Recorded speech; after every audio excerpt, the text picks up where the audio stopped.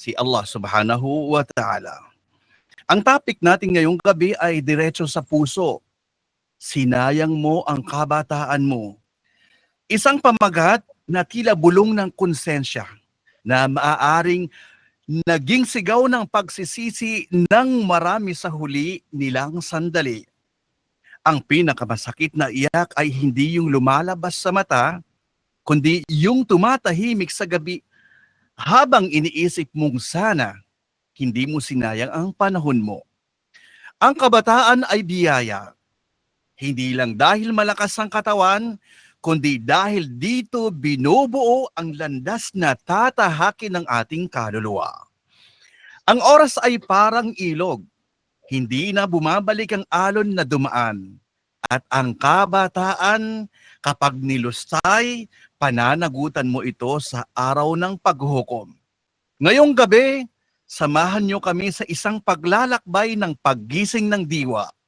Malugod kong tinatanggap kayong lahat, mga kapatid sa Islam, mga tagapanood sa iba't ibang panig ng mundo. At syempre, ang ating kagalang-galang na tagapagsalita, Sheikh Yusuf Abu Zaki Gonzales, na magbabahagi ng napapanahong paalala.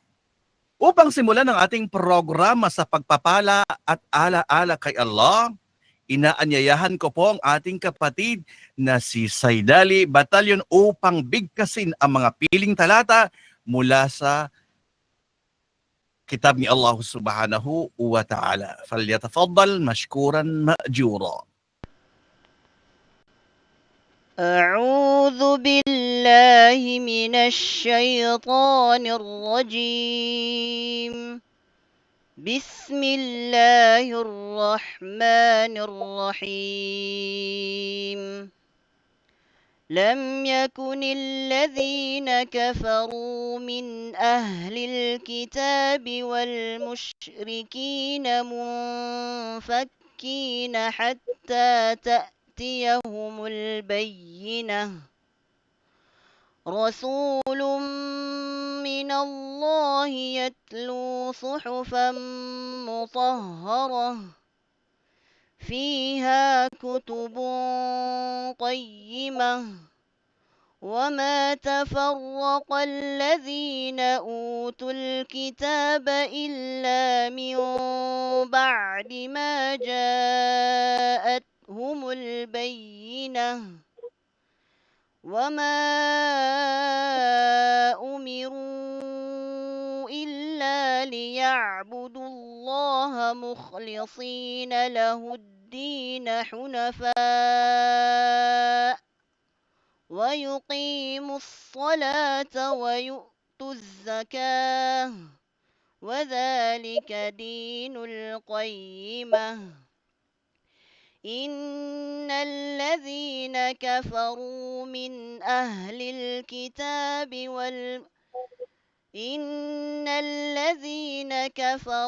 من أهل الكتاب والمشركين في نار جهنم خالدين فيها أولئك هم شر البرية إن الذين آمنوا وعملوا الصالحات أولئك هم خير البرية جزاؤهم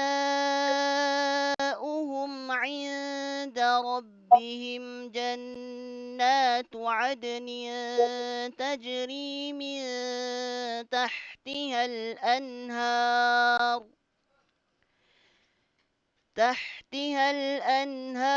خالدين فيها أبدا رضي الله عنهم ورضوا عنه ذلك لمن خشي ربه.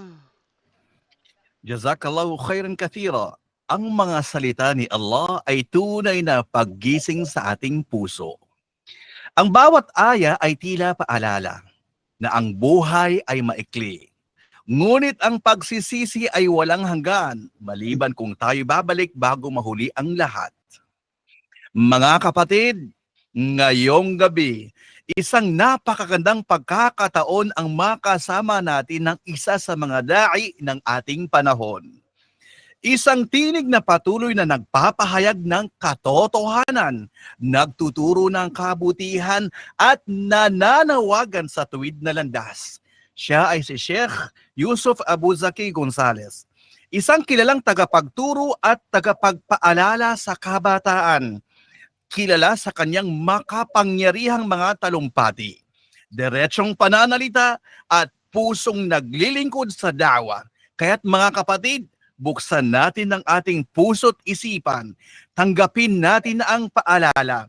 Ang gabing po ito ay hindi lamang para sa kaalaman, kundi para sa pagbangon mula sa pagkakalugmok. Mga kapatid sa Islam, Sheikh Yusuf Abu Zaki Gonzales, falyatafaddal mashkuran ma'jura.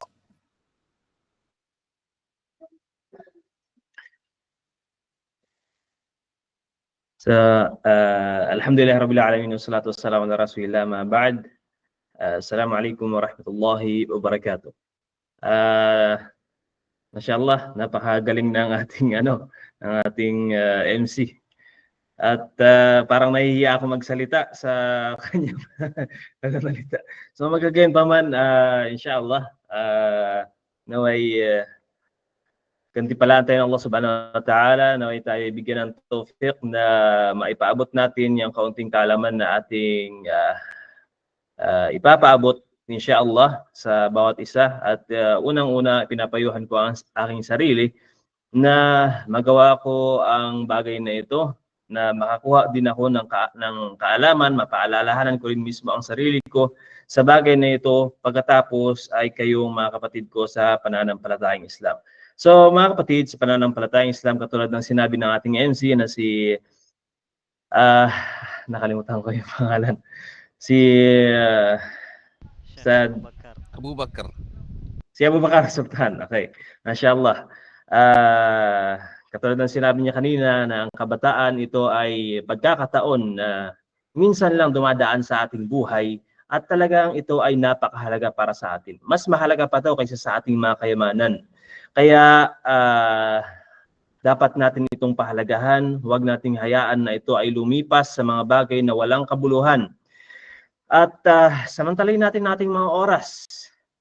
Huwag natin sayangin yung ating mga oras, yung ating kabataan sa mga bagay na walang kabuluhan. Huwag natin gamitin yung ating kabataan sa mga gawain na haram o sa mga bagay na hindi ikinalulugod ng Allah subhanahu wa ta'ala, na maaaring pagsisihan natin sa bandang huli. Kasi wala namang bagay na pinagsisisihan natin sa umpisa. Tayo talaga ay nagsisisi sa bandang huli. Magkagayon pa man, ang panahon ito ay hindi na maibabalik. Yung mga panahon na lumilipas sa atin. Halimbawa, yung mismong segundo na lumilipas sa atin ngayon. Itong mga pagkakataon na ito, hindi na natin ito maibabalik pa. Ngayon, habang may lakas pa tayo, habang tayo ay nasa panahon pa ng kabataan, okay, sinasama ko na ang sarili ko nasa panahon ng kabataan dahil hindi pa naman umabot yung edad ko sa edad ng mga nakatatanda. So, sa kalagayan na ito ay gamitin natin ito sa kabutihan, gamitin natin ito habang malakas pa ang ating katawan, habang malakas pa ang ating isipan, gamitin natin ito inshallah sa pag-aaral sa Islam. Gamitin natin ito sa pagsamba sa Allah subhanahu wa ta'ala. Habang tayo ay mayroon pang malusog na pangangatawan, gamitin natin ito para mapaghandaan natin ang kabilang buhay. Bakit kamo? Sapagkat maraming nabanggit sa Quran na kung saan maraming mga tao na sila ay nagsisisi. Nagsisisi saan? Katulad na lamang ang sinabi ng Allah subhanahu wa ta'ala sa Quran, "Wala in asabakum fadlun min Allah, la yaqulunna ka'an lam takun bainakum wa bainahu mawaddah. Ya laytani kuntu ma'ahum fa'afuzu fawzan 'azima." Sinabi ng Allah subhanahu wa ta'ala sa Quran, ito yung sa panahon na ikinikwento ng Allah subhanahu wa ta'ala yung pagsama ng isang tao sa giyera na sila ay makakamit ng ganima o yung tinatawag na yung naiwan ng mga kalaban sa oras ng labanan. Sinabi ng Allah subhanahu wa ta'ala, "Wala in asabakum fadlun min Allah." Kung sakali na kayo ay pagkakalooban ng mga biyaya na mula sa Allah subhanahu wa ta'ala, mayroong mga tao. May mga tao na magsasabi na parang walang pagmamahalan na nangyari sa pagitan natin at sa pagitan nyo at pagitan ko. Sana, sabi niya, sana sumama na lang ako sa kanila. Sana. Ibig sabihin ito yung yalaytani. Ito ay pagsisisi. Sapagkat nakikita niya na yung biyaya na dumarating sa mga tao at hindi siya napabilang sa mga taong pinagkaluban ng biyaya na yun. Kaya siya ay nagsisi. Sana sumama na lang ako sa kanila para nagkamit din ako ng dakilang biyaya mula sa Allah subhanahu wa ta'ala. Sa panahon yun ng mga sahaba, habang nabubuhay pa yung mga tao na yun, sila ay nagsisi na kaagad. Mayroon pang ibang sinabi ang Allah subhanahu wa ta'ala, mayroon ding pagsisisi na kung saan sinayang nila yung mga pagkakataon na ipinagkaloob sa kanila ng Allah subhanahu wa ta'ala. Sinabi ng Allah subhanahu wa ta'ala sa Quran, وَيَوْمَ يَعَضُّ الظَّالِمُ عَلَى يَدَيْهِ. Sa panahon na yon, sa araw ng paghuhukom, okay? Sa araw ng paghuhukom, ngangat-ngatin ng isang tao yung kanyang kamay. Ngangat-ngatin niya yung kanyang kamay. Okay? Yung taong gumawa ng masasama. Sinayang niya yung kanyang pagkakataon, yung mga oras niya sa mga bagay na hindi kinalulugod ng Allah subhanahu wa ta'ala. Sasabihin niya, yaqul, ya laytani ittakhadtu ma'ar rasuli sabila. Sana ginawa ko na lang o sinunod ko na lamang yung landas ng sugo ng Allah subhanahu wa ta'ala. Ya waylata laytani lam attakhidh fulanan khalila. Sana hindi ko na lamang ginawang kaibigan si fulan. Bakit? Ano ba yung mga pagkakataon? Sa kabataan natin, halimbawa sa ganitong edad, mapapansin natin na sa edad na ito, madalas tayo nakikipagkaibigan. Naghahanap tayo ng sino mang mga pwedeng maging kaibigan natin. Pero yun nga, may mga kaibigan na kung saan hindi tayo dinadala sa mga bagay na pwede nating mapakinabangan sa mundong ito, lalong-lalo na pagdating sa kabilang buhay. Mayroong mga kaibigan na dinadala tayo sa paggawa ng mga bagay na hindi nagaganda. May mga kaibigan tayo na dinadala tayo sa mga gawain na kung saan sinasayang lang natin yung mga oras natin. Halos buong araw sinasayang yung oras sa mga bagay na walang kabuluhan, sa mga bagay na hindi naman mapapakinabangan. Yung iba, yung mga kaibigan, yung kinakaibigan ng iba ay puro chismis lamang ang pinag-uusapan. Yung ibang mga kaibigan, dinadala, inaanyayahan yung kanilang mga kaibigan sa puro paglalaro.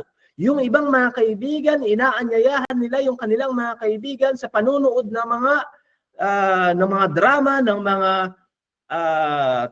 ng mga movies. Yung mga lalong-lalo na may Korean drama.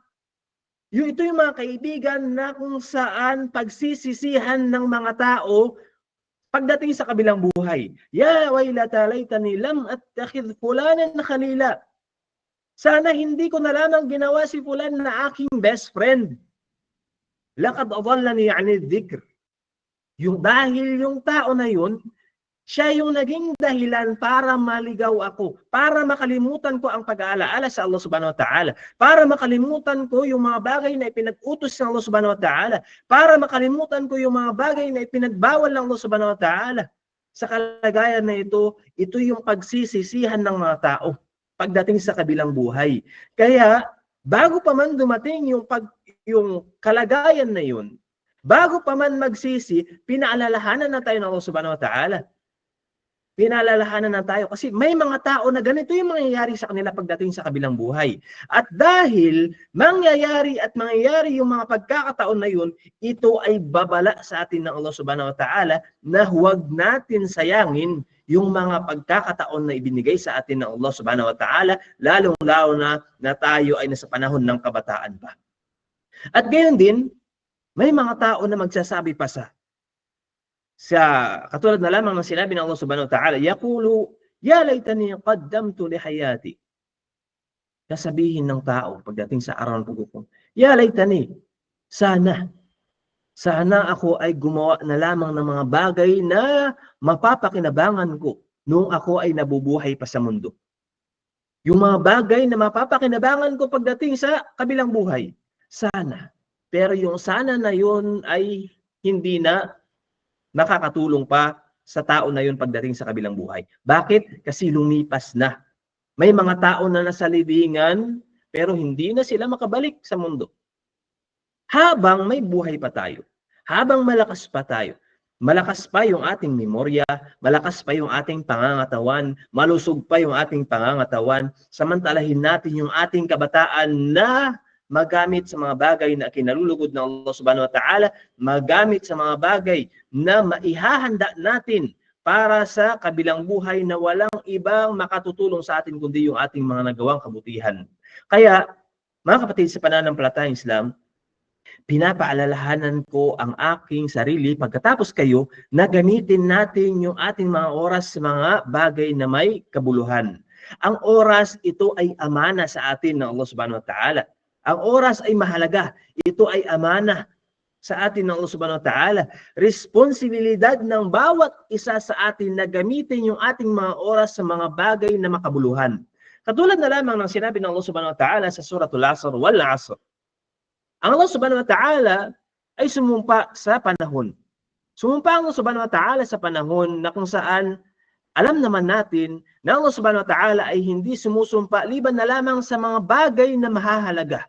At kabilang sa mga bagay na mahalaga ay ang panahon. At sinabi ng Allah subhanahu wa ta'ala, wal asr, innal insana lafi khusrin. Tunay na ang tao. Lahat ng tao ay nasa kalugihan. Lugi. Bakit lugi? Bakit lugi ang mga tao? Sapagkat karamihan sa mga tao ay sinasayang nila yung mga pagkakataon na ibinigay sa kanila ng Allah subhanahu wa ta'ala. At dahil lugi, karamihan sa mga tao, mayroon lamang exempted. May mga exempted doon sa mga taong nalugi. Kaya, yung mga nabanggit doon, illal ladina amanu wa amilus salihat wa tawasaw bil haqq wa tawasaw bis sabr, sila yung mga taong naniniwala sa Allah subhanahu wa ta'ala. Paano tayo magkakaroon ng pananampalataya sa Allah subhanahu wa ta'ala? Paano natin mapapalakas yung pananampalataya natin sa Allah subhanahu wa ta'ala? Ito ay sa pamamagitan ng pagsasaliksik ng kaalaman. Ipagpatuloy natin yung pagsasaliksik natin ng kaalaman sa Allah subhanahu wa ta'ala sapagkat ito yung nagdudulot, insyaallah, na lumakas yung ating pananampalataya. Dahil hindi nagiging malakas yung ating pananampalataya kung hindi natin kilala ang Allah subhanahu wa ta'ala. Hindi natin alam kung halimbawa kung hindi natin alam kung ano yung karapatan ng Allah subhanahu wa ta'ala sa atin. Hindi natin alam kung ano yung mga maaring parusa na ipataw ng Allah subhanahu wa ta'ala sa mga taong sumusuway sa Kanya. Kapag hindi natin nalaman ito sa pamamagitan ng pagsasaliksik ng kaalaman, hindi tayo magkakaroon ng ganap na pananampalataya sa Allah subhanahu wa ta'ala. Illa alladhina aman. Yung mga taong nalugi, sila yung mga taong hindi mananampalataya. Illa alladhina amanu wa amilus salihat, at gumawa ng mga mabuti. Paano tayo gagawa ng mabuti? Sa pamamagitan din ng pagsasaliksik ng kaalaman. Kaya mapalad tayo. Sa dinami-rami ng mga tao sa mundo, kabilang tayo sa napili ng Allah subhanahu wa ta'ala na mapakinabangan natin yung mga oras natin ngayon na makinig tayo ng mga paalaala sa relihiyong Islam. Alhamdulillah, sa dinami-rami ng mga tao na kabilang tayo sa nagsasaliksik, patuloy na nagsasaliksik ng kaalaman sa relihiyong Islam. Illa alladhina amanu wa amilus salihat wa tawasaw bil haqq, at yung mga nagpapayuhan ng katotohanan at nagpapayuhan na magtiis. At actually, yung ganitong pag-aaral online, ito ay mahirap. Maaaring yung iba sa atin ngayon, halimbawa ngayon, ang bilang natin ay 29, pero baka ang nakikinig lamang ay nasa 15. Yung iba ay nag-online lang, nagpumasok lang, pero hindi naman talaga nakikinig. Pero sa ganitong kalagayan, di ba? Kasi mahirap. So, ang gagawin natin, watawasaw bis sabr. Magpayuhan, magsabar tayo. Okay? Magtiis tayo sa ganitong uri ng pag-aaral. Kaysa naman masayang yung oras natin na wala tayong ginagawa, na iba yung pinapanood natin na hindi tayo nakikinabang. Di ba? So, yung oras natin, ito ay amana sa atin ng Allah subhanahu wa ta'ala na dapat natin pahalagahan, na dapat nating pangalagaan, na gamitin natin sa mga bagay na mapapakinabangan natin pagdating sa kabilang buhay para hindi tayo mapabilang sa mga taong nalugi. Gayon din, lagi nating tandaan na ang buhay na ito ay panandalian lamang. Okay? At ang buhay, maraming mga fitna sa ating kapaligiran. Napakaraming fitna sa paligid natin. Okay? Sinabi ng Allah subhanahu wa ta'ala, wa'alamu annama al-hayatud dunya la'ibu wa lahu wa zina. Alamin ninyo na ang buhay sa mundong ito ay laro lamang. La'ib. Okay? Ang buhay sa mundong ito ay parang laro lamang. Bakit? Ang laro, buong araw ba? Hindi. Ibig sabihin, palatandaan lamang na ang pamumuhay natin sa mundong ito ay parang laro lamang na sandali. Hindi magtatagal. La'ibu, walahu. Ito ay ito ay parang kasiyahan lamang, kaunting kasiyahan sa mundong ito. At palamuti. So nangangahulugan lamang na huwag nating hayaan ang ating kabataan ay ubusin natin sa puro kasiyahan. Yung lagi na lamang ginugugol ang oras sa puro paggala. Yung iba puro gala. Parang hindi mapakali sa kanilang bahay, hindi mapakali sa kanilang tahanan, gustong lumabas, pumunta sa mall, sa palengke, kung saan-saan, sa park. Hindi mapalagay. Nasasayang yung mga oras sa mga bagay na hindi mapapakinabangan. Kung titingnan natin yung ating mga ulama, ang ginagawa nila sila mas gusto pa nilang manatili sa bahay kaysa lumabas sila. Bakit? Kasi ang ginagawa nila sa kanilang mga tahanan ay nagbabasa, nag-aaral, nagpapatuloy sa mga bagay na sa pagsasagawa ng mga pagsamba na mapapakinabangan nila pagdating sa kabilang buhay. Kaya dahil panandalian lamang yung buhay natin sa mundong ito, huwag natin ito sayangin sa mga walang pakinabang. Gayon din, ang pagsisisi ay sa bandang huli. Ang pagsisisi ay sa bandang huli, may mga tao na kung saan kapag sila ay namatay na, ikwinento ng Allah subhanahu wa ta'ala na may mga tao na kapag namatay, sasabihin ng mga namatay na yun, sana makabalik pa ako sa mundo. Sana makabalik pa ako. Ya Allah, pagkalooban mo pa ako na bumalik pa sa mundo, gagawin ko, o kumaga, gagawin ko na yung mga bagay na ikinalulugod mo. Dadagdagan ko pa yung mga bagay, yung mga pagsamba na gagawin na ipinag-uutos mo sa akin. Pagbubutuhin ko pa. Yun yung sasabihin ng mga tao. Na ikwinento ng Allah subhanahu wa ta'ala, sinabi sa atin ng Allah subhanahu wa ta'ala sa Quran. Katulad na lamang ng sinabi ng Allah subhanahu wa ta'ala, hatta idha jaa ahaduhumul maut, qala rabbi irji'un. O aking Panginoon, kapag sila ay dumating na sa kanila yung kamatayan, yung kanilang kamatayan, sasabihin ng mga tao sa kanilang Rabb, sa Allah subhanahu wa ta'ala, o aking Rabb, ibalik mo po, pwede po buwang ibalik mo ako sa mundo. La'alli a'malu salihan fima tarak, upang ako ay makagawa ng kabutihan sa aking naiwan. Pero itong pagkakataon na ito ay hindi kahihintulutan ng Allah subhanahu wa ta'ala. Bakit kam? Kasi alam ng Allah subhanahu wa ta'ala kung ano yung gagawin ng taong yun. Ang tao, madalas sa mga tao, hindi tumutupad sa kanilang sinasabi. Lalong-lalo lang yung mga pabaya. Okay? Ang mga pabaya, sila yung madalas na nagsisisi. Sila yung mga madalas na nagsisisi, yung mga pabaya. Pero yung mga gumawa ng mga paraan, sila yung mga maligaya sa kung ano man yung mga natamo nila. Pero yung mga taong pabaya, sila yung palagi ang nagsisisi. Kaya pagdating ng kanilang kamatayan, yung mga tao na yun, magsisisi sila. Ya Allah, ibalik mo po ako sa mundo para makabawi ako, gumawa ako ng kabutihan. Pero hindi sila pahintulutan ng Allah subhanahu wa ta'ala. Kasi kung ano yung nakasanayan nila noon, kung sakali man na sila ibalik ng Allah subhanahu wa ta'ala sa mundo, babalik sila sa dati nilang nakagawian, sa dati nilang nakasanayan. Kaya hindi yun pahihintulutan ng Allah subhanahu wa ta'ala na makabalik sila sa mundo. Ibig sabihin, one-way ticket lang. Mayroon ka lang isang ticket, papunta. Saan? Sa kamatayan, pagdating sa kabilang buhay. Kaya dahil iisa lang yung ticket natin, iisa lang yung patutunguhan natin, gamitin natin yung mga pagkakataon na ito na sa mga bagay na ikinalulugod ng Allah subhanahu wa ta'ala para hindi tayo magsisi sa bandang huli. Darating ang kamatayan at ang taong nagsayang ng kanyang buhay ay magsisisi. Ngunit huli na. Ngunit huli na. Kaya habang may panahon pa tayo, gamitin natin ito sa kabutihan. At lagi nating tandaan na tayo rin ay tatanungin ng Allah subhanahu wa ta'ala sa araw ng paghuhukom. Bawat isa sa atin tatanungin tayo ng Allah subhanahu wa ta'ala. Sabi ng Allah sinabi ni Propeta Muhammad sallallahu alaihi wasallam, la tazulu qadama 'abdin yawm al-qiyamah hatta yus'al an arba'. Hindi gagalaw ang mga paa ng tao sa araw ng paghuhukom hanggang siya ay tanungin sa 4 na bagay.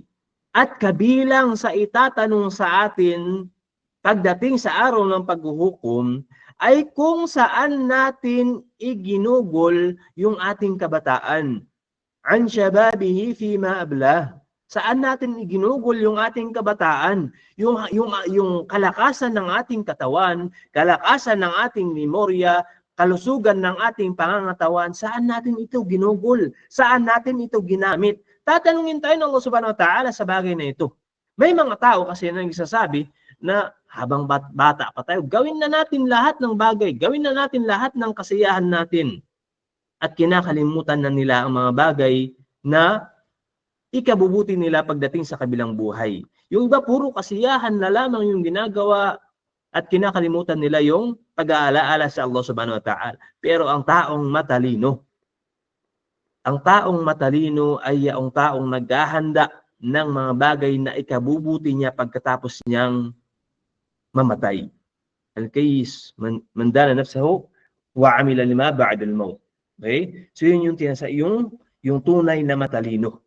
Yung gagamitin, yung sasamantalahin niya yung kanyang kabataan. Kasi itatanong to sa atin sa Allah, ng Allah subhanahu wa ta'ala pagdating sa araw ng paghuhukom. Gayon din sa ating edad.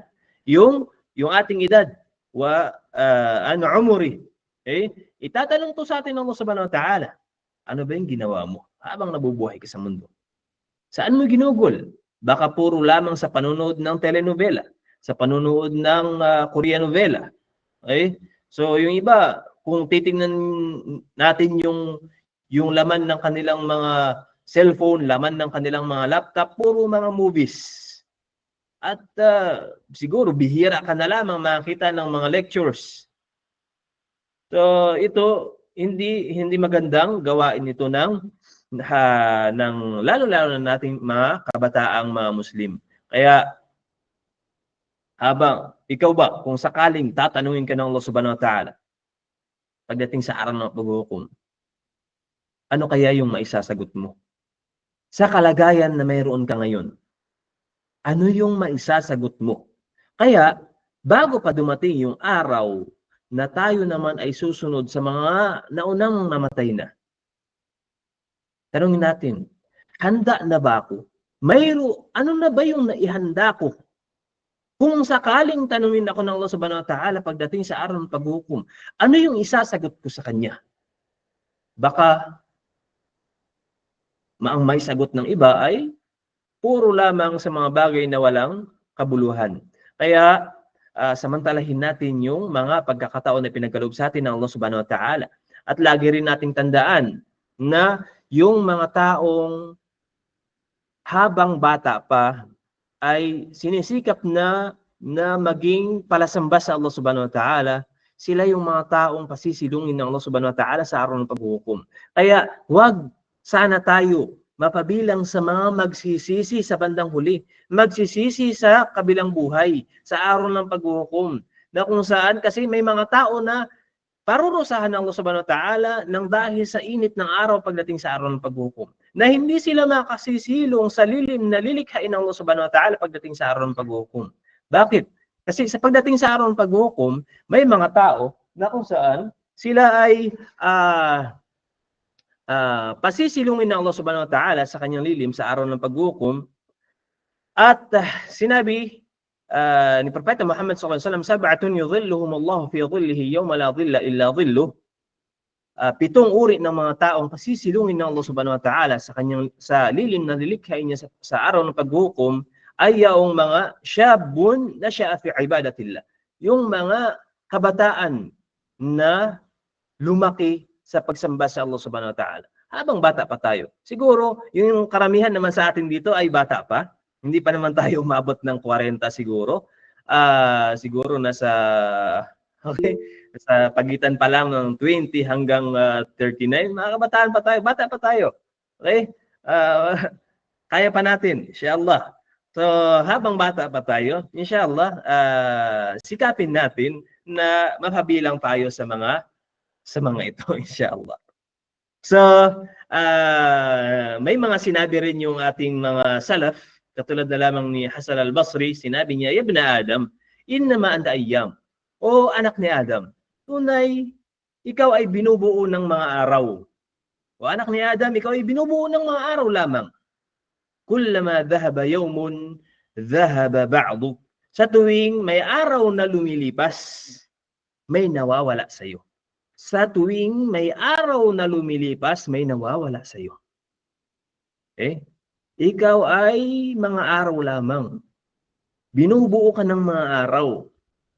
At sa tuwing may araw na lumilipas, may nawawala sa iyo.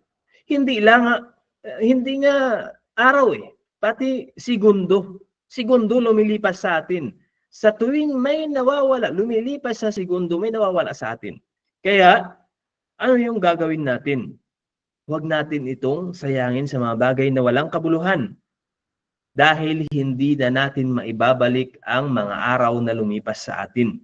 Gayon din sinabi ni Ibn Mas'ud radhiyallahu anhu, "Ma nadimtu ala shay'in nadami ala yawmin qarabat shamsuhu naqasa fihi ajali wa lam yazid fihi amali." Wala akong pinagsisihan gaya ng pagsisisi sa araw na lumipas, na nabawasan ang aking buhay, ngunit hindi nadagdagan ang aking kabutihang nagawa. Yun yung sinabi ni Abdullah bin Mas'ud radhiyallahu anhu. Nagsisisi siya sa mga panahon na lumilipas na hindi nadagdagan yung kanyang mabubuting gawa. Paano na lamang kaya yung ibang mga Muslim? Ibang mga Muslim na kung saan buong araw nakatutok lamang sa social media. Buong araw nanonood lamang ng mga reels. Buong araw yung mga binabasa, Facebook, may nakukuha tayong mga kabutihan sa Facebook, pero ang madalas na kung mag-i-scroll tayo puro mga katatawanan, walang problema naman na mag-i-scroll tayo ng mga ilang mga minuto, ilang mga pagkakataon, pero huwag natin sayangin yung buong pagkakataon natin na puro Facebook. Bakit yung Facebook nabubuksan natin pero yung Quran hindi natin nabubuksan? Aklat. Ang mas mahalagang aklat ay ang aklat ng Allah subhanahu wa ta'ala. Huwag natin sayangin yung mga pagkakataon na ipinagkaloob sa atin ng Allah subhanahu wa ta'ala. May mga tao na kung saan nagsisisi. Bakit? Kasi hindi na sila makapagsalita ng mabuti. Hindi na makabigkas ng mabuti. At hindi na sila makapagbasa ng Quran. Ngayon, habang malusog pa yung pangangatawan natin, habang malakas pa yung ating pangangatawan, habang tayo ay bata pa, inshallah, sikapin natin yung mga pagkakataon na ito na magamit sa mga bagay na ikinalulugod ng Allah subhanahu wa ta'ala. So, paano nga ba sinasayang ng mga kabataan yung oras nila? Sinasayang ng mga kabataan yung oras nila. Ngayon, mapapansin natin sa haram na relasyon. Ang mga kabataan, mapupusok. Mga kabataan, lalong-lalo na yung wala pang mga asawa. Yung mga kabataan na walang asawa, mapupusok. Anong ginagawa? Sinasayang nila yung mga panahon nila sa relasyon na haram. Online man yan o personal. Nagiging uso ang zina. Nagiging uso ang flirtation. Yung pang-aakit sa pagitan ng opposite gender. Sasabihin ni fulan, ustads ako, okay lang. Ustads. Hindi porket ustads ka, hindi porket alim ka, hindi porket ikaw ay tawag dito hafid, ay hindi ka natatamaan ng fitnah. Maski si Propeta Muhammad sallallahu alaihi wasallam, pinakamainam na nilikha ng Allah subhanahu wa ta'ala, umiiwas sa mga daan patungo sa zina dahil pinagbawalan ng Allah subhanahu wa ta'ala, wala taqrabu zina, huwag kayong lumapit sa zina. Kaya huwag sayangin ng mga kabataan yung kanilang oras sa harap ng relasyon.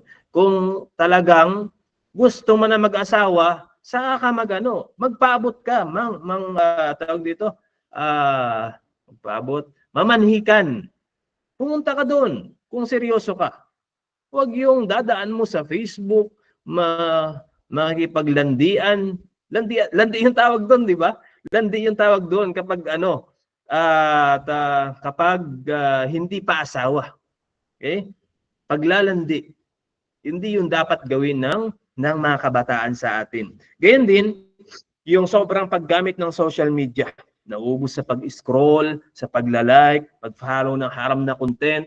Nauubos lamang sa ganun. Yung iba naman sa mga kabataan, puro laro. Laro, entertainment, ginugugol ang oras sa games, Netflix, o ano paman. Basketball buong araw, tambay na sa court. Hindi maganda yun. Okay?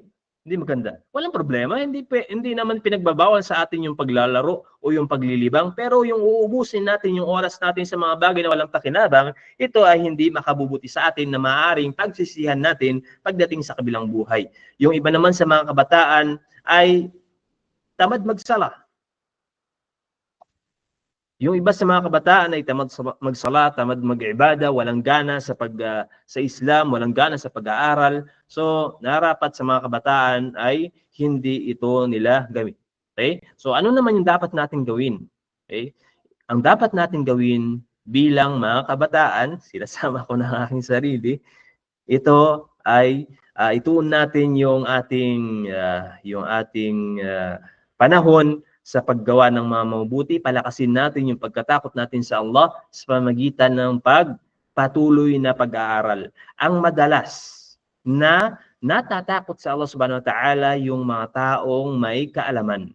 Ang mga taong may kaalaman. Innama yakhshallaha min ibadihi al-ulama. Tunay na ang totoong may takot sa Allah subhanahu wa ta'ala ay yung mga taong maaalam. So paano magkakaroon tayo ng takot sa Allah subhanahu wa ta'ala? Kapag tayo ay patuloy na nagsasaliksik ng kaalaman sa reliyong Islam. At yung kaalaman na ito, inshallah, kailangan sa puso, dila, at sa katawan natin, sa mga gawain natin. Hindi yung hanggang dila lamang, pero hindi naman nakikita sa ating gawa, na hindi naman natin isinasa puso kung ano man yung ating natutunan. At gayon din, maghanap tayo ng mga kaibigan na makabubuti para sa atin.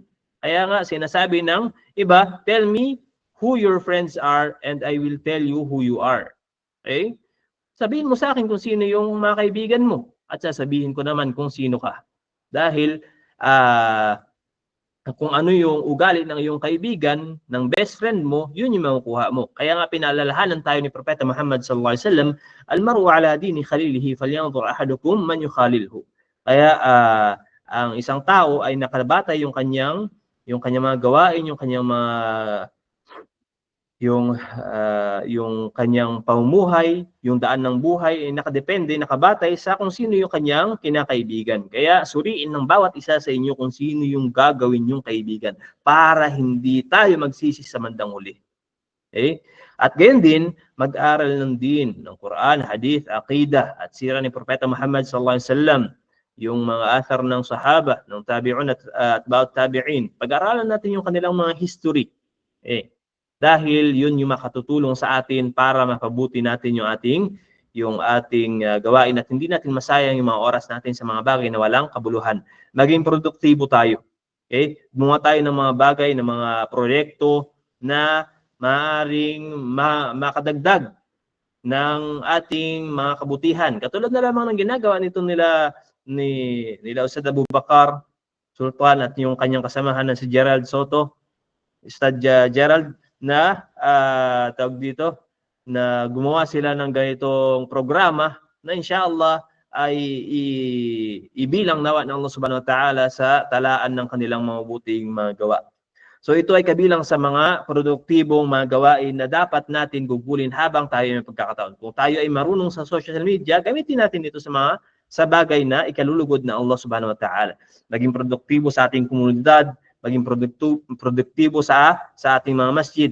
Gamitin natin ang ating mga lakas sa da'wah. Ibahagi natin yung mga natutunan natin sa reliyong Islam habang tayo ay bata pa, habang tayo ay malusog pa, habang tayo ay mayroon pang malalakas na pangangatawan. So, inshallah, ito ay mga paalala lamang, inshallah, unang-una sa aking sarili at pagkatapos sa inyo, at naway patnubayan tayo ng Allah subhanahu wa ta'ala sa tuwid na landas, at kaluguran niya tayo, patatagin niya tayo sa sariling Islam, tulungan niya tayo na magawa yung mga bagay na makabubuti para sa atin sa mundong ito. Kaya inshallah, yung mga pagkakataon na ito, huwag natin sayangin para hindi tayo nagsisi sa bandang huli. So wallahu alam, inshallah sana ay nakakuha tayo ng aral sa maikling, mahaba pala, sa mahabang lecture natin ngayon. Kasi ang normal na mga khutbah sa mga masjid ay nasa 20 to 30 minutes lang. So ngayon, ibig sabihin mahaba-haba na ito. So sana ay nakakuha tayo ng aral at napakinabangan natin to pagdating sa kabilang buhay. Wallahu a'lam. Subhanallah. Tunay na tagos sa puso ang mga aral na ibinahagi sa atin ni Sheikh Yusuf Abu Zaki ngayong gabi. Ang bawat linya ay parang hampas ng realidad sa ating kaluluwa o ating mga kaluluwa. Lalo na sa mga kabataang naguguluhan, naliligaw o nawawala. Para sa Sheikh, kung inyo pong mamarapatin, tumatanggap po ba kayo ng mga ilang mga katanungan mula sa ating mga tagapakinig? Bawat tanong 1,000. Hindi, joke lang. Inshallah, wala problema. Habang may oras pa, habang hindi pa ako tinatawagan, sige, inshallah. Okay po. Ngayon po, binubuksan po natin ang question and answer portion. Maaari po ninyong gamitin ng chat box sa Google Meet o i-comment ang inyong tanong sa live stream. Nandyan po ang ating kapatid ng Saydali Battalion upang magbasa ng inyong mga katanungan. Opo. Okay. Inshallah. Biro ko lang yung 7,000 na. Hindi, kasi para hindi magtanong. Hindi, pero sa inshallah, ano ba yung tanong dito? Sikas number daw po. Assalamualaikum warahmatullahi wabarakatuh. Babasahin ko po Sige po. Assalamualaikum warahmatullahi wabarakatuh. Ang katanungan po ay mula kay Lex Gerald Kibuyin. Assalamualaikum warahmatullahi wabarakatuh. Fadilat al-Sheikh, naway mabasa sana ang aking katanungan. Hindi ako makapagsalita sa kadahilan ng may sakit ako. Ang tanong ko po ay, alin po ba ang nauna, ang al-arsh o qalam? Kalam. Qalam. Jazakallahu khairan. Okay. So, alaikum salam warahmatullahi wabarakatuh. Yung katanungan na ito ay wala to sa topic natin. At hindi ko alam kung bakit ito tinatanong dito. Magkagayon pa man, nabanggit sa hadith ni Propeta Muhammad sallallahu alaihi wasallam, awwala ma khalaqallahu, yung pinakaunang nilikha ng Allah subhanahu wa ta'ala ay ang qalam. So, at ang sinabi ng Allah subhanahu wa ta'ala, intusan ng qalam na magsulat. Intusan ng Allah subhanahu wa ta'ala ang panulat na magsulat. At isulat yung tawag dito, yung lahat na mangyayari mula sa pinakauna hanggang sa araw ng paghuhukom. So yun yung binanggit sa hadith ni Propeta Muhammad sallallahu alaihi wasallam. So kahit na hindi yun hindi kabilang yun sa topic natin, pero inshallah yun yung binanggit sa hadith ni Propeta Muhammad sallallahu alaihi wasallam. So inshallah, yung sasagutin ko na lang siguro yung tungkol sa topic natin. Inshallah. Okay, may pangalawang katanungan pa dito ya Sheikh, mula po kay Yasir Ompong. Assalamualaikum Ustad. Anong hukom ng mga nagpo-post na mga kabataan ngayon na upload ng video na muhadara ng mga ulama at ito ay nilalagyan ng music? So alhamdulillah, alaikum assalam warahmatullahi wabarakatuh. So ang magagawa siguro natin sa mga kabataan, kapag nalaman natin na yung mga ina-upload nila na video ng muhadara ng mga ulama natin na nilalagyan nilang music, paalalahanan natin mismo yung siguro yung nag-post nun na i-re-upload yung video na alisin na lamang yung music. Dahil hindi pwedeng magsama yung hak at saka yung batil. Hindi pwedeng magsama yung katotohanan kasama ng kaligawan. So yung music ay instrumento ng syaitan para ang mga tao ay tumigas ang puso na kahit na naririnig nila yung mga tawag dito yung mga paalaala sa Islam, hindi ito magdudulot na tanggapin yung mga katuruan na yun. Kaya mas mainam, ang gagawin natin sa mga kabataan na nag-upload ng mga music, palalahanan natin sila. So, alam naman natin na hindi pare-pareho yung ugali ng bawat tao. May mga tao na matitigas talaga yung puso na kailangan natin magsalita ng masasakit, ng mga hindi naman masakit, yung mga matitigas na mga pananalita para lamang pumasok sa kanila yung mga payo na yon. At meron namang mga, kung mayroong balat kalabaw, meron namang balat sibuyas o kaya balat kamatis na dapat natin payuhan ng yung sa pamamagitan ng mga simpleng mga salita na matatanggap nila. Kaya siguro bilang tagapayo, alamin natin kung ano yung ugali ng taong papayuhan natin bago tayo magbitaw ng pananalita. So dito sa social media, mayroon tayong mga ulama na kung saan talagang yung kanilang pananalita ay para sa mga katulad ni Firaun. Okay? At mayroon namang mga pananalita, may mga kung sakali naman na tayo ay mayroong ipopost sa social media na paalaala, siguro mas magandang gamitin natin yung para sa mga normal o karamihan ng mga tao. Yung mga normal na mga pananalita na hindi tayo makakasakit ng damdamin. Pero inshallah tatagos sa puso ng mga taong pinapayuhan natin na tatanggapin nila sa abot ng kanila. Tatanggapin nila inshallah sa tulong ng Allah Subhanahu wa Ta'ala. So, yun. Inshallah, payuhan lang natin. Huwag natin silang, wala takun aunan lisyaitan ala akhik. Huwag kang maging katulong ni syaitan laban sa iyong kapatid. Kung sakali ang iyong kapatid ay nagkamali, payuhan mo siya sa abot ng iyong makakaya. Inshallah. Allah alam. Okay, Jazakallah khairan. May panghuling katanungan po ba tayo? Ang tinatanggap lang po natin ng katanungan ay hanggang 3 lang ba? 3 lamang po. Okay, bilang panghuling katanungan mula kay Hana Kim. Salam, Sheikh. Paano po ba pag may friend ako na hindi siya nagtatakip ng aurat o hijab?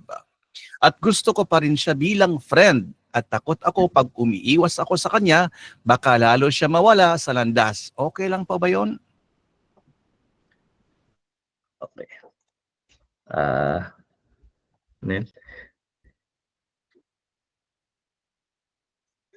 Okay. So, may mga pagkakataon na kung saan meron tayong friend, meron naman tayong best friend. Meron tayong friend, normal na mga kaibigan, at meron naman tayong mga best friend. Ang gagawin natin, kaya ang utos ni Propeta Muhammad sallallahu alaihi wasallam ay falyanzur ahadukum man yukhalilhu. Suriin ng bawat isa sa inyo kung sino yung kanyang gagawing kaibigan. Kasi ang ating kaibigan, ito ay maaaring humila sa atin tungo sa kabutihan o maaaring humila sa atin tungo sa kasamaan. Kung hindi natin sila may hila tungo sa paggawa ng mga kabutihan, maaaring tayo yung magaya sa kanila. Pag best friend, kasi ang best friend, talagang parehong-pareho kayo ng ugali, unang kilos, o ng mga ginagawa. Nagkakasundo kayo sa lahat ng mga pagkakataon. Kaya ginawa mo siyang best friend. Okay. Pero yung iba, yung normal na kaibigan, oo, pwede kang makitungo sa kanya, pwede mo siyang pakitunguhan, patuloy kang magbigay ng payo sa kanya, pero yung talagang parehong-pareho na kayo ng pag-uugali, piliin mo kung sino yung gagawin mong best friend. Kasi yun yung utos ni Propeta Muhammad sallallahu alaihi wasallam. Kaya nga, as-sahibu sahib. As-sahibu sahib. Yung iyong kasama, maaaring siya yung humila sa iyo. Kaya, piliin natin, inshallah, sikapin natin na piliin natin yung magiging kaibigan natin. Kung sakali man na hindi naman natin kailangang iwasan. Ang gagawin natin, mag-ingat. Iba yung pag-iwas sa pag-ingat. Yung pag-iwas, yung hindi mo na talaga siya kakausapin kahit kailan. Pero yung ikaw ay nag-iingat, papayuhan mo siya, pero mag-iingat ka na mahulog ka na sa parehong gawain na ipinagbabawal na Allah subhanahu wa ta'ala. So yun po yung gagawin natin. Di ba, sa mga daanan may nakasulat, mag-ingat dahil madalas ang aksidente rito. So dahil sinabi mag-ingat, ang kahulugan nun, dadaan pa rin tayo, pero mag-iingat tayo para hindi tayo mapabilang sa mga may aksidente. So sa ganung kalagayan, dito, mayroon tayong mga nakikilala o gusto natin maging kaibigan, payuhan natin sila sa mga bagay na makabubuti para sa kanila at mag-ingat tayo na mahulog tayo sa ginagawa nilang mga masasama. Kung sakali na hindi natin sila mahila tungo sa paggawa ng mabubuti, mas mainam na lumayo tayo, dumistansya. Okay? Dahil kung sakali, man taraka syai'an lillah awadahu Allahu khairan minhu. Okay? Kung sino mang mag-iwan ng bagay, alang-alang sa Allah subhanahu wa ta'ala, papalitan yun ng Allah subhanahu wa ta'ala ng mas mainam pa sa iniwan niya.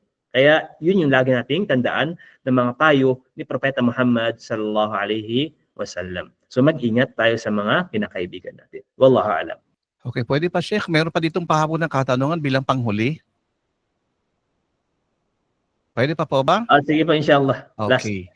Okay, last na po ito. Wala na po. Kahit may mag-chat po, hindi na po namin sasagutin. Ibibigyan na lang po natin sa susunod na muhadir natin o tagapagsalita natin. Okay, ang katanungan mula kay Cristaliza de los Reyes. Assalamualaikum. I'm a college student po and at the same time, learning Islam sa madrasa. Maganda po ang buhay namin, alhamdulillah. The only concerns for me is I have a strict parents and mas importante pa sa kanila yung secular education than learning Islam. There were times na gusto ko pong maging hafidha. Pero it's stops me because of their decisions. Related po sa topic, should I spend my time sa ACADS po? Ma-affect din po ba to sa pagiging Muslim ko? Okay. So,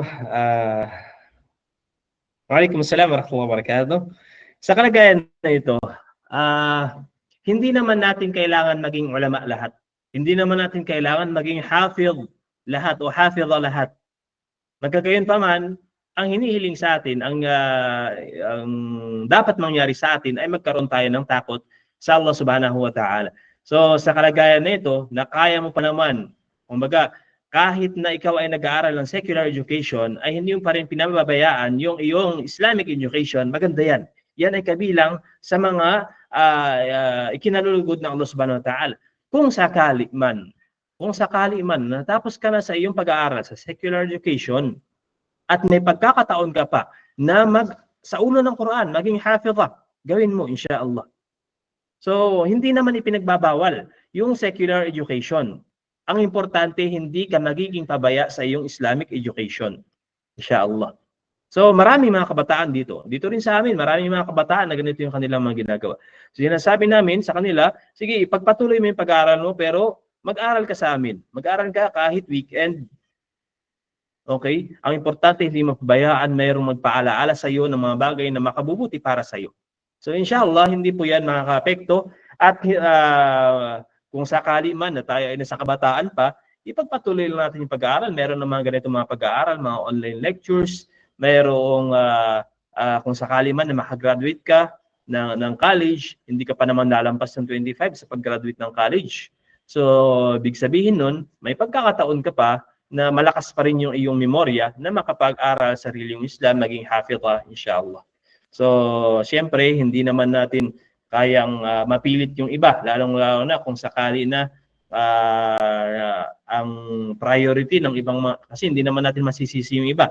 Talagang yun at yun na talaga yung ano nila, yung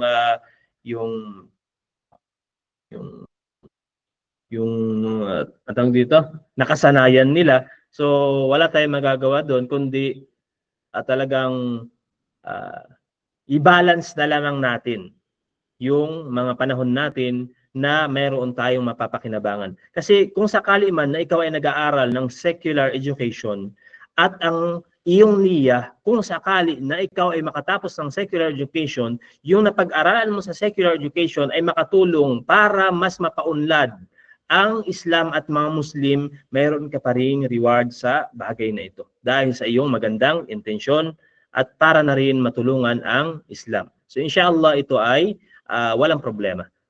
Wallahu a'lam. Jazakumullahu khairan sa lahat ng nagtanong at higit sa lahat kay Sheikh Yusuf Abu Zaki para sa malinaw, prangkang ngunit puno ng pagmamahal na mga sagot. Mga kapatid, halos hindi natin namalayan ang paglipas ng oras. Pero ang gabi ay naging gabay at ang bawat aral na narinig natin ay daan tungo sa pagbabago. You cannot rewind your youth, but you can redeem your soul while you still breath. Sa puntong ito mga kapatid sa Islam, inihiling po namin kay Sheikh Yusuf Abu Zaki na pangunahan tayo sa Kafaratul Majlis at magbigay ng huling paalala. So inshallah talagang pang radio yung ating MC. Naway gantimpalaan kayo ng Allah Subhanahu wa Ta'ala. Naway pagsama-samahin tayo ng Allah Subhanahu wa Ta'ala sa paraiso tulad ng pagsama-sama natin sa mga itong mabubuting mga programa, ang mabubuting mga ibadah sa Allah Subhanahu wa Ta'ala. At naway ipabilang ito sa talaan ng ating mga mabubuting gawa pagdating sa kabilang buhay. Barakallahu fikum. Subhanakallahumma bihamdik, nashhadu an la ilaha illa anta, astaghfiruka wa atubu ilaik. Assalamualaikum warahmatullahi wabarakatuh. Waalaikumsalam warahmatullahi wabarakatuh. Mga kapatid sa Islam, alhamdulillah. Sa gabing ito, pinayagan tayong marinig ang isang paalalang hindi dapat palampasin. Walang mas masakit sa pagtanda kundi ang pagsisisi sa mga araw na hindi mo sineryoso ang pananampalataya mo. If you waste your youth chasing the world, don't be shocked when the world turns into back on you in old age. Naway hindi lang ito maging magandang gabi, kundi makabuluhang gabi ng pagbabago. Hanggang sa susunod na Deen Talk with Pioneers, dito lamang sa gabing puno ng ilaw, gabay at panibagong pag-asa. Pinapaalala ko po, may susunod pa po tayong muhadir mamayang 10:00 po ng gabi.